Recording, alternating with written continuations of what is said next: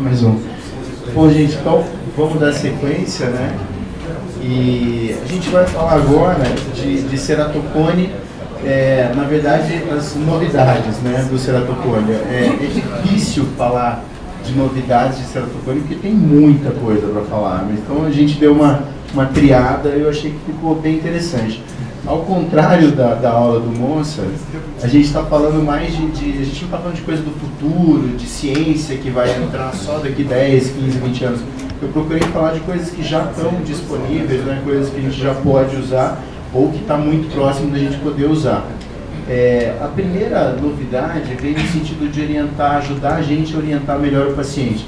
O paciente com ceratocone, ele chega cheio de dúvidas, vem a família inteira junto, aquele drama, né? E a gente acaba perdendo um baita tempo explicando, acalmando o paciente, né? Um chair time muito grande.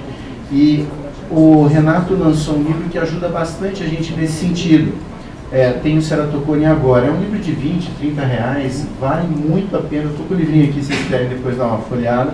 A menininha que tem ceratocone, ela conta como foi o diagnóstico, os sintomas, os tratamentos que ela passou, conhece outras pessoas que tinham cone, o tratamento foi diferente. Então ele vai passando informações técnicas de uma forma bem leve. Outra coisa seria o Violeta Junho, né? Que é para reforçar na orientação de não coçar os olhos. Isso é um negócio que a gente tem que acreditar e passar isso para o paciente. A gente tem já uma literatura bastante significativa ratificando essa informação, né? Esse trabalho comparou, através de óleo e pentacão, o efeito de coçar os olhos em olhos com cone e olhos normais, e ficou bem demonstrado que o olho com ceratocone ele fica mais alterado.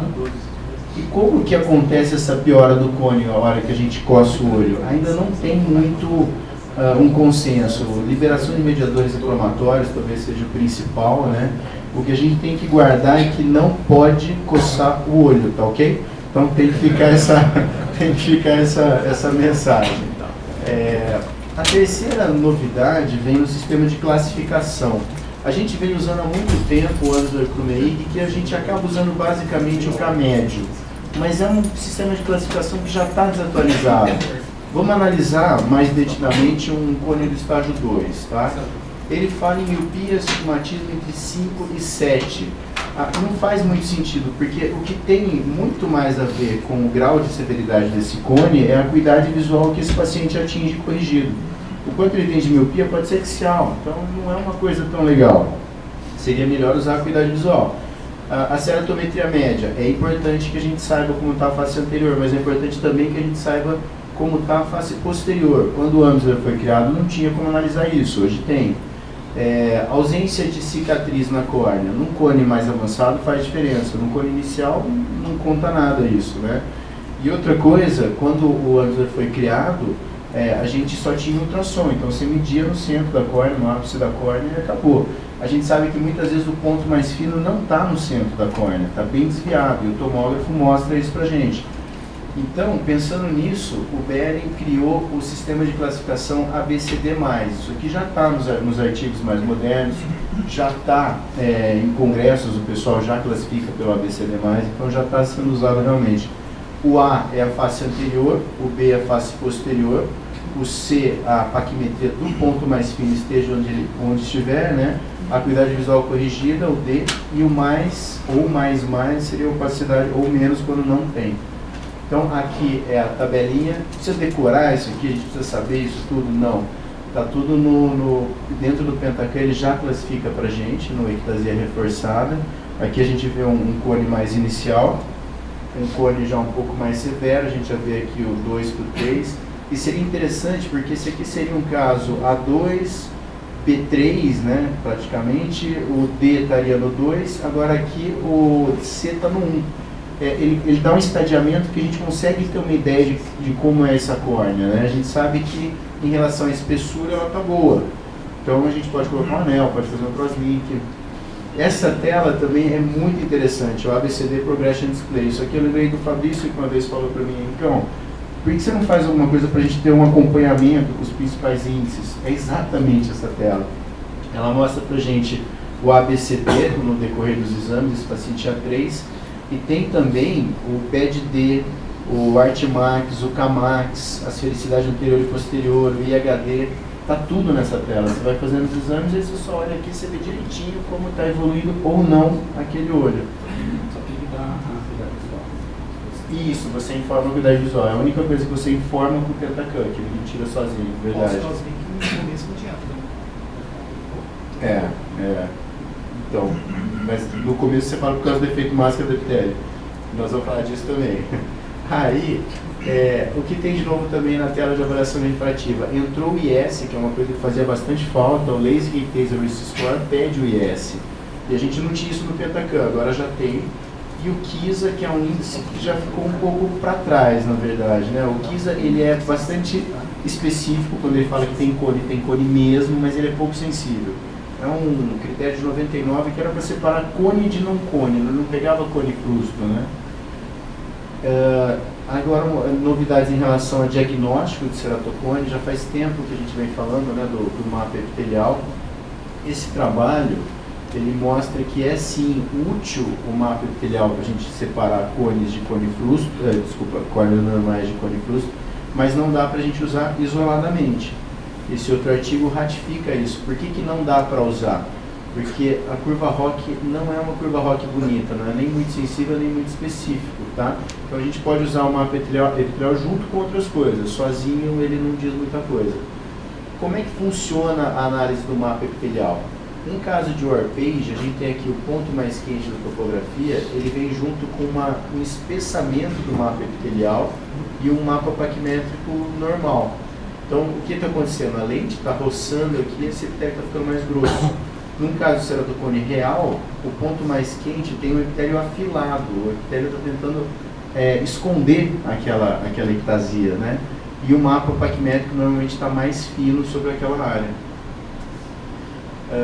E aqui a gente já está falando então da biomecânica, né? Que é uma coisa também que há muito tempo vem sendo falado. Começou com o HORA, o Corvis passou o HORA.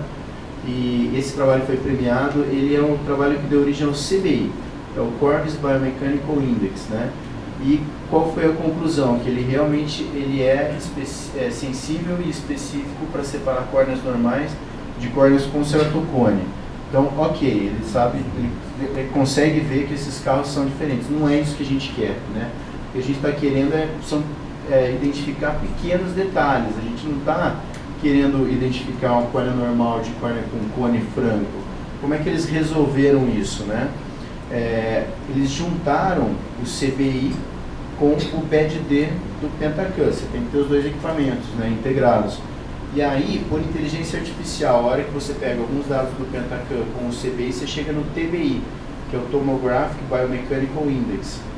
E aí a curva ROC dele realmente é impressionante, né? Realmente é muito sensível e muito específica. O problema é só que tem que ter os dois equipamentos. Uma outra coisa interessante é que a esquiascopia, uma vez eu estava conversando com o Gustavo Vitor, a gente estava discutindo casos no Caipira, e ele falou que ele usava a esquiascopia para separar cone frusto de córnea normal. E eu falei, pô, Gustavo, você acha isso melhor que o Pentacan? Ele falou, eu acho. Tá bom, né? E depois caiu literatura na minha mão que realmente a esquiascopia em mãos habilidosas, ela é confiável tanto quanto um Pentacan. Então eu tive que ficar quietinho e aceitar que o Elvis não morreu, talvez ele tenha só mudado um pouquinho, né? Mas ele continua vivo. Tratamento clínico para ceratocone. Existe isso, né? A primeira vez que eu tomei contato com isso foi no WhatsApp, o Renato Ambrosio colocou no grupo do CareRE, um paciente de 15 anos, 1 ano de follow-up com melhora, 0,8 aqui na parte mais curva, aplanamento, né? E um encurvamento 0,3, 0,4 na parte mais baixa. E daí ele perguntou o que eu fiz nesse paciente. Todo mundo levantou 1000 possibilidades e na verdade o que ele tinha feito era riboflavina via oral, tá? Esse é um pôster da ASCAS de 2018, um projeto piloto na verdade. 11 pacientes, foi dado 100 ou 400 miligramas, atualmente está virando consenso a dose de 400 miligramas. Com 15 minutos de atividade com exposição ao sol, não pode ter filtro ultravioleta, não adianta estar de óculos, estar de lente de contato nessa hora, tem que ser exposição ao sol mesmo, né? Acompanhamento de 6 meses a 4 anos, aplanamento médio de 1,3 e ganho de 2 linhas de visão, tá? Então realmente funciona a coisa. Um sol específico, um horário do sol específico? Ele não especifica, ele faz meia hora de atividade ao sol. Recentemente eu perguntei isso para quem está usando. Eu estou vendo o pessoal batendo foto, pode bater foto à vontade, lógico, mas se quiser só me manda um e-mail, um WhatsApp, e daí eu mando a aula inteira, né? Vai ser um prazer. Só para não ter que ficar preocupado, né, de ficar fotografando. Esse mesmo grupo depois colocou mais pacientes para dentro do estudo, né, e publicou recentemente no Congresso de Ceratocone, né, foi no novo pôster. 22 pacientes, 3 grupos de dose, eles estão concluindo que 400 é o melhor, aumentou para 30 minutos de atividade com exposição ao sol. Aí o resultado foi de aplanamento médio 2.2, melhora de 2,2 linhas na atividade visual corrigida e não corrigida. E a gente sempre fica com medo de efeitos colaterais. A dose recomendada é 2 mg mais ou menos de B2. Aqui a gente está dando 400, né? Só que os pediatras já usam isso para tratar enxaqueca em crianças e não tem nenhum problema. Então, provavelmente é bem seguro. Outra coisa que diz que é bem segura, que vai de encontro ao que o André falou também, é a parte farmacológica. Primeiro eles fazem lá, depois eles distribuem para o mundo. E realmente já está rolando o clinical trial nos Estados Unidos e depois isso vai rolar para o mundo. E só um comentário, a Edna Modin, na última oftalmologia em foco, ela já mostrou um caso em que ela está usando riboflavina via oral, o Renato Ambrosio está usando riboflavina via oral direto, então é um negócio que eu acho que já dá para a gente começar a fazer, por enquanto é manipulado. Então tem algumas novidades não tão novas aqui também em relação a crosslink, né? Riboflavina posmolar. Está provado que funciona, a linha de demarcação fica um pouco mais rasa, mas funciona, tá? Lente de contato escleral para entregar riboflavina para a córnea também está sendo utilizado. O Arce tem feito isso na excelência, ele pinga a riboflavina na lente escleral, coloca a lente escleral no paciente, deixa 15, 20 minutos, tira, faz uma sujeira danada e daí pode aplicar o crosslink. Aí a gente tem lente de contato sem UV ou uma lentícula de Smaia para fazer em córnea fina. Acho que é desnecessário, né? Funciona, mas se você tem riboflavina posmolar, na verdade o que você está fazendo aqui é deixando a linha demarcatória mais rasa. Crosslink personalizado que a gente estava conversando do Avedro, Mosaic, ele vai chegar em algum momento, vai estar realmente disponível. E o que eu queria conversar um pouco mais é o PTK para fazer deseterização no crosslink. Isso realmente é um negócio que a gente já vem usando há um tempo e já tem agora artigos com follow-up mais longo, mostrando que realmente o resultado é melhor. Por que é melhor? Vamos dar uma analisada no epitélio de uma córnea com ceratocone, tá? Então aqui é o corte A. Então esse corte ele está aqui, tá? Aqui a parte menos elevada está do lado esquerdo, a parte mais elevada está do lado direito. O epitélio na parte menos elevada 56, 56, quando chega aqui no centro 44, que seria aqui já está na área elevada, né? E aqui chega a 34, até um pouco menos aqui dá para ver, deve estar em 30 mais ou menos. Se eu deseterizo com escovinha, continua um morrinho ali em cima. Se eu coloco no meu laser, consuma 50, 55 micras, aqui onde está 30 de epitélio, ele vai consumir 25 do bico do cone. Ele vai dar uma regularizada na córnea e ele vai tirar a membrana de Bowman. Vai penetrar mais riboflavina também. Então, o que ele mostra nesse estudo? Que os pacientes do PTK ganharam 2 linhas no final de um ano. Os pacientes que foram, o Ademar falou brush, como é que é? O chique, rotary brush, pra mim é escovinha. Mas enfim, pra macho. Pra macho é escovinha. Escova, não é escova. Bombril. E os pacientes do PTK, eles têm uma diminuição do equivalente esférico bem maior também do que os pacientes da escovinha, né, ou do escova.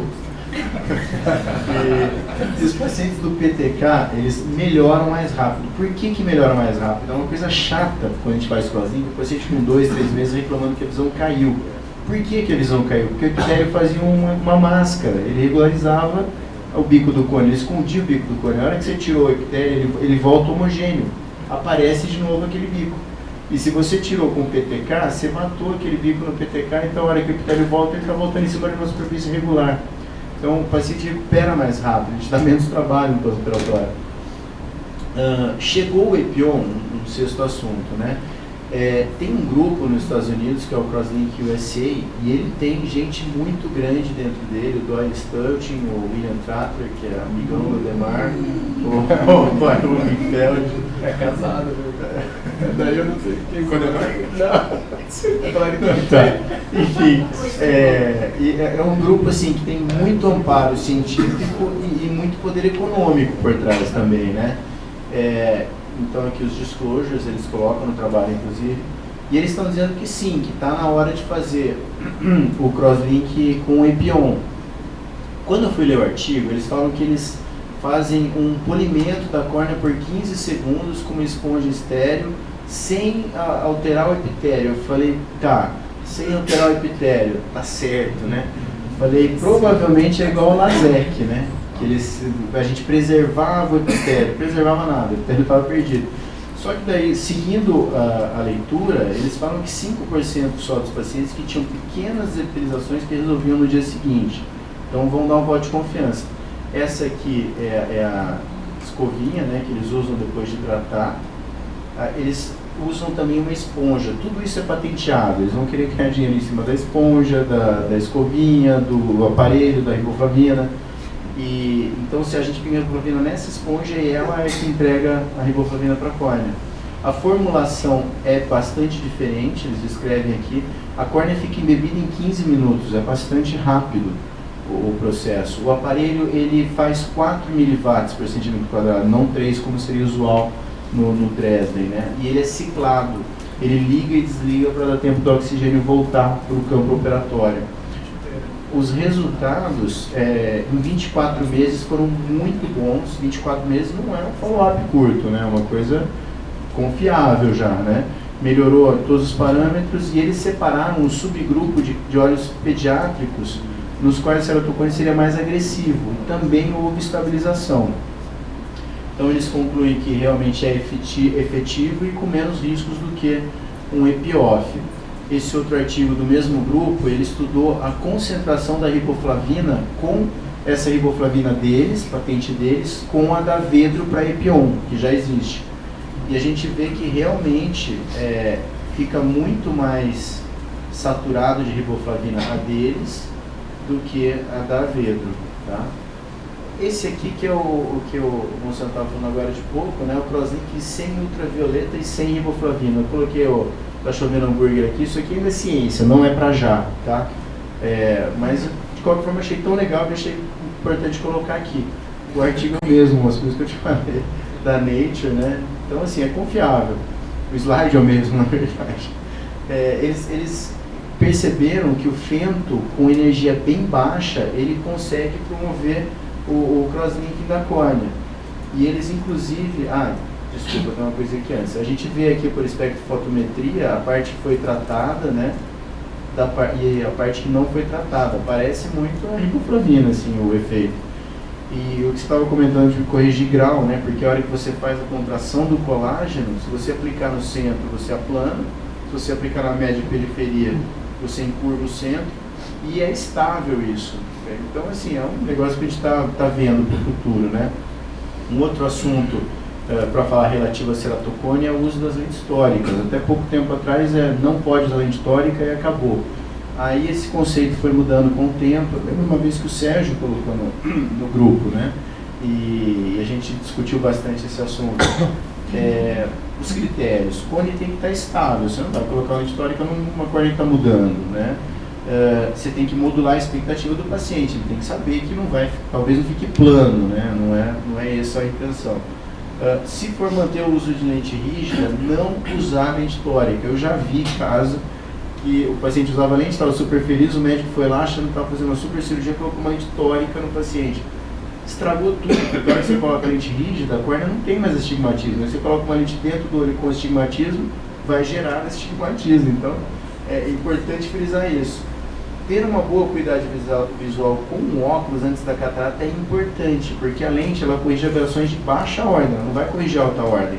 Então o paciente vai chegar na mesma visão que ele chegava antes de ter a catarata. É um critério importante também. Eixo refracional e ceratométrico devem ser próximos em poder e no eixo, né? Isso aqui que entra o Forcides talvez no futuro, né? mesmo que não bata, a gente usando forceps talvez a gente possa usar. E o anel de tensão é algo a se considerar, porque o olho com ceratofone às vezes é grande e a gente pode rodar.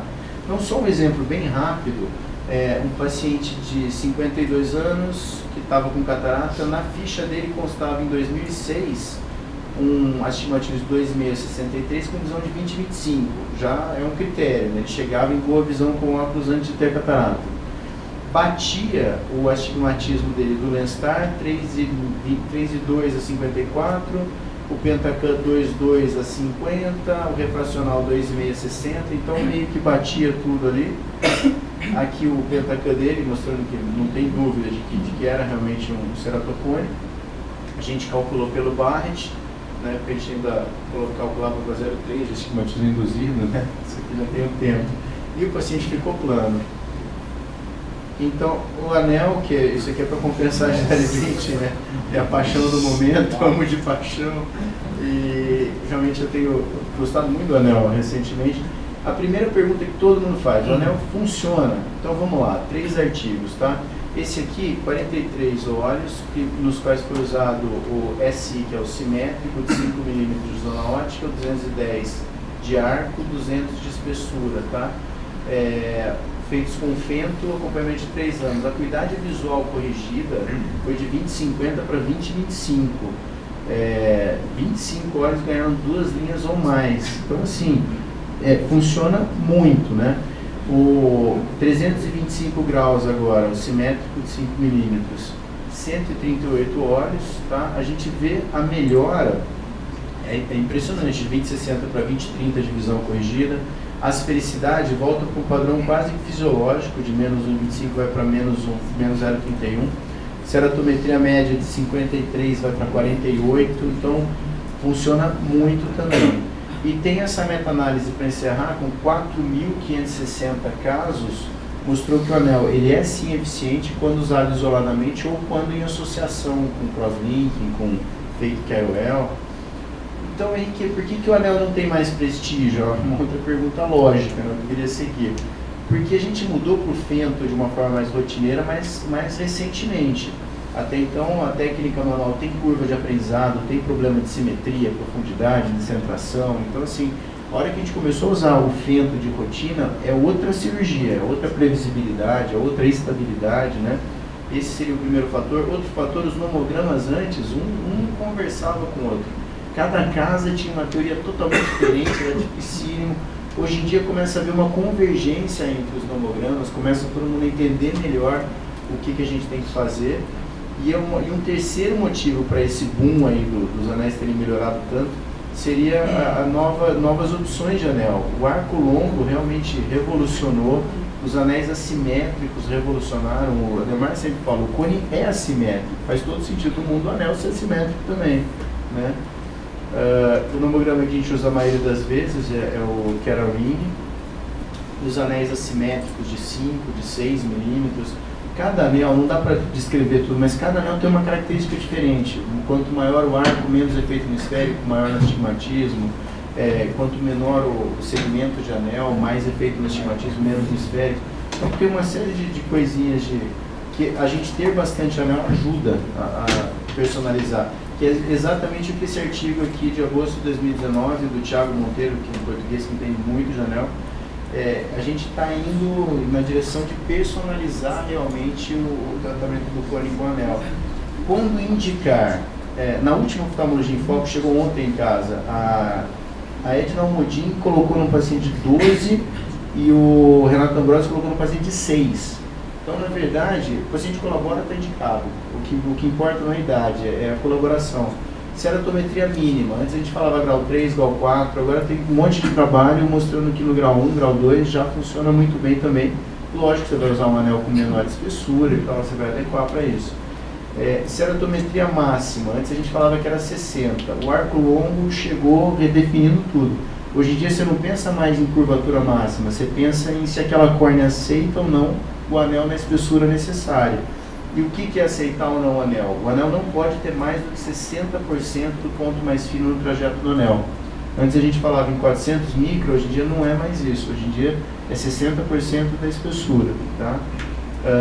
Intolerância à lente de contato, será que a gente tem mesmo que priorizar tanto, insistir tanto na lente? A lente, ela é cara, né? Tem o risco de infecção, tem o risco de ter um toque apical e acabar progredindo a ectasia. Existe uma fortes indícios de que ela ajuda na estabilização do cone, a lente não faz isso. Então é um negócio que a gente tem que pensar nisso também. E a opacidade apical, antes a gente falava, tem opacidade, não vai para anel. Hoje em dia não, se você chega numa boa qualidade visual com óculos ou com lente, você pode colocar anel, né? O cone estabiliza o cone, o anel estabiliza o cone. Existe uma redistribuição de forças na hora que a gente coloca o anel, ele desestimula o paciente de coçar o olho, isso é importante. Se for necessário fazer o crosslink depois, também não tem problema. Coloca o anel, porventura continua progredindo, faz o crosslink, não tem problema. E uma outra coisa que pode acontecer, se ele já fez o crosslink e vai colocar o anel, o efeito é um pouquinho menor, um pouquinho só menor. Anel mais PRK é polêmico, mas você falou que o anel estabiliza, então posso fazer um PRK em cima. Também nem tanto, né? Vamos de leve, mas tem muita gente fazendo. O Sérgio Kahneman faz de rotina, ele usa anel de 6 milímetros para justamente ter espaço para fazer o PRK dentro. E os resultados dele são ótimos, mas ele está fazendo uma coisa polêmica, né? E anel mais fake que a IOL não tem problema. Alguns trabalhos rapidinho mostrando que estabiliza mesmo, 10 anos de follow-up. O que eles mostraram foi que do pré-operatório para 5 anos melhorou muito, de 5 para 10 não teve mudança. Depois de 10 anos, 2/3 dos pacientes ganharam 2 linhas ou mais. A ceratometria de 5 para 10 não muda nada. E esse trabalho feito são trabalhos de revistas importantes, tá? Esse aqui, Córnea, julho de 2019. E o Thiago Monteiro aqui de novo. O que a gente tem aqui, pacientes pediátricos, tá? E tem algumas coisas interessantes. Técnica manual, que é uma técnica inferior. Nomograma baseado em equivalente esférico, que a gente nem pensa mais de usar isso hoje em dia. Cones até grau 4, e mesmo assim os resultados foram excelentes. Ficou realmente bem estável, tá? Tem um outro trabalho aqui da Nature, da Coreia do Sul, que mostrou que o Intax, que é o que eles têm lá na Coreia do Sul para usar para anel, que está liberado para eles, não é bom para isso, mas é o que eles têm. E de 2 meses para 5 anos não tem mudança. E para encerrar, vamos falar de gente que atravessa fora da faixa, né? De gente que faz coisas assim meio polêmicas. Não é recomendado, mas tem gente que faz. Que seria fazer o PRK em pacientes com suspeita de ceratocone. Isso aqui é legal e é um uso prático assim, bastante grande para a gente. Eu fiquei bem mais tranquilo depois de fazer esse levantamentozinho aí. Aqui, olha os casos que ele operou, tá? Ele operava casos desse tipo, suspeito. Então, aí entra o critério de suspeito, já explico como é que ele usou, né? Aqui, a gente vê uma baita angulação, uma simetria absurda, né? Então, são alguns exemplos de casos que ele operou. Como é que ele classificou? Ele usou a inteligência artificial do OPD, Navigator System. Então, porque assim, cone suspeito é muito subjetivo, ele tinha que criar algum critério, o critério que ele usou foi esse, né? E daí foram 62 olhos, follow-up de 5 anos, não houve ectasia, tá? Todos esses trabalhos têm alguns critérios, né? A ablação média foi 60, a idade já não tão baixa, uma paquimetria inicial não tão baixa, tá?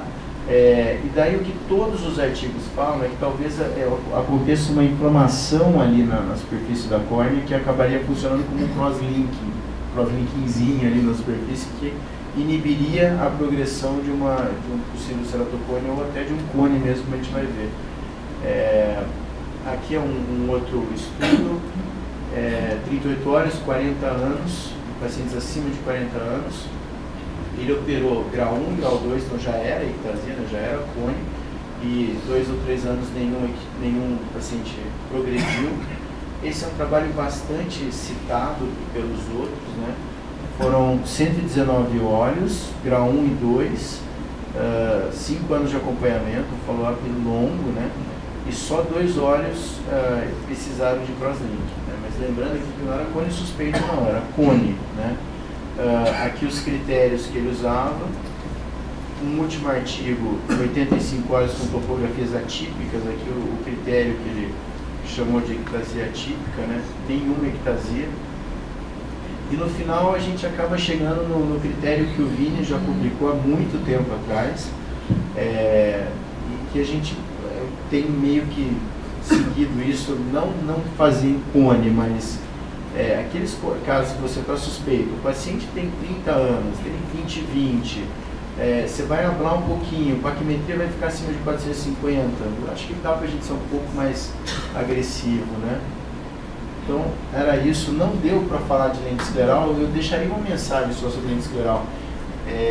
Façam, comprem a caixa, usem, porque realmente é impressionante o resultado que a gente consegue com lente de contato escleral. Tem paciente, mais de, não é 1, 2, não, tem vários que estavam indo para transplante, você adapta uma lente escleral, e aí você tira esse da fila do transplante. Aí você tem um outro problema que você tem que fazer crosslink num paciente com 350 de paquimetria, que eu já meti nessa algumas vezes, porque o paciente está indo para o transplante, no final ele adapta a lente escleral, e aí você tem que travar o cone, uma vez que ele está adaptado, né? Então, lente escleral tem que ter, tem que conhecer, tem que estar disponível ali, né?